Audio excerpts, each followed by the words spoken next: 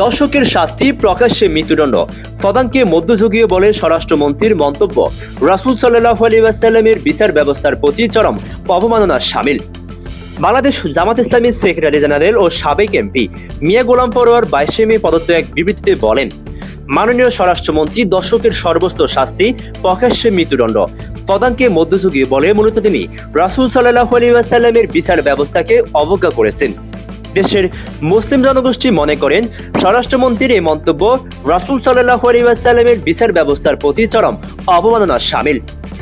Secretary general ক্ষোভ প্রকাশ করে বলেন, সরকারি দলের নীতি নির্ধারকগণ প্রায়শ মদিনা সনদের আলোকে রাষ্ট্র পরিচালনা এবং শরিয়া বিরোধী কোনো আইন প্রণয়ন না করার মৌখিক অঙ্গীকার ব্যক্ত করে থাকেন, অথচ বাস্তব ক্ষেত্রে ইসলামী শরিয়া আইনকে মধ্যযুগী বলে হেয় প্রতিপন্ন করার মাধ্যমে তাদের আদর্শিক দেউলিয়াত্ব, সস্তা রাজনৈতিক অবস্থান এবং চরম দ্বিচারিতারই বহিঃপ্রকাশ ঘটল।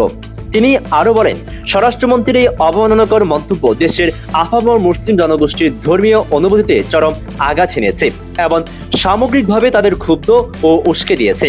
দেশের ধর্মপ্রাণ নাগরিক সমাজ মনে করেন এই বক্তব্যের মাধ্যমে স্বরাষ্ট্রমন্ত্রী ইসলামী শরিয়া আইনের প্রতি চরম অবমাননা প্রদর্শন করেছেন।